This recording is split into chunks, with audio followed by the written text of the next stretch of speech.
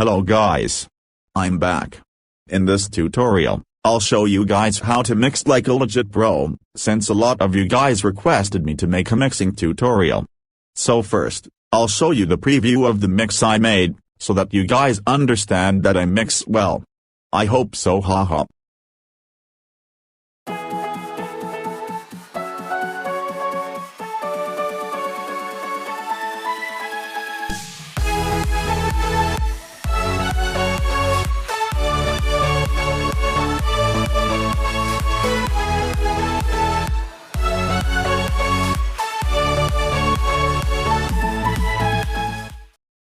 Now that you guys heard my mix, let me explain the main aspects of mixing.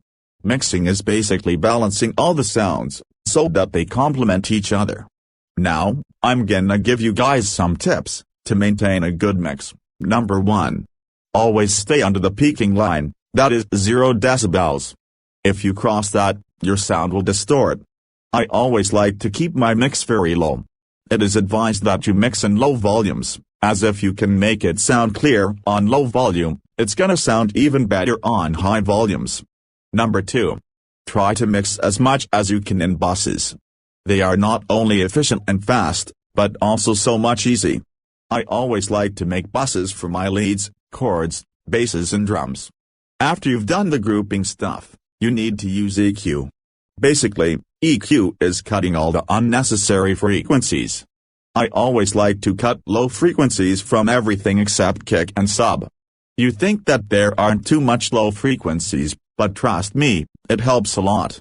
For example, I've cut the low frequencies from leads, chords, and basses here. For the leads, I've only left the highs. For chords, I've left a bit of the lows and highs.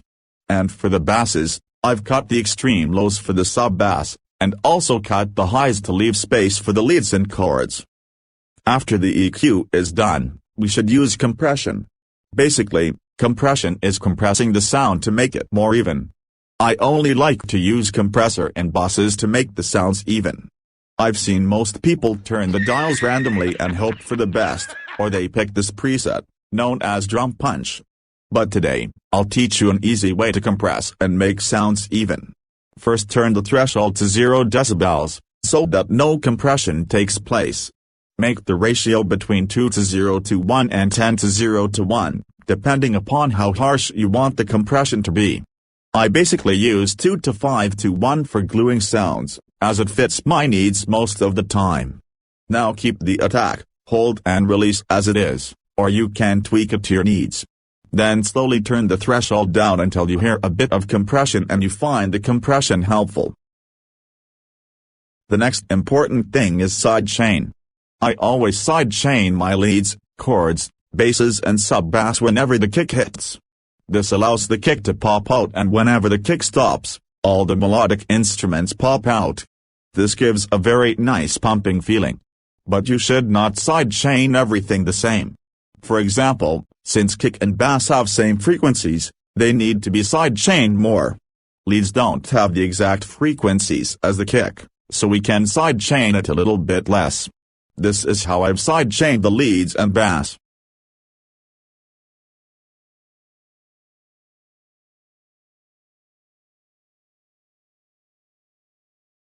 Now that the sidechain is done, we should handle the stereo imaging stuff.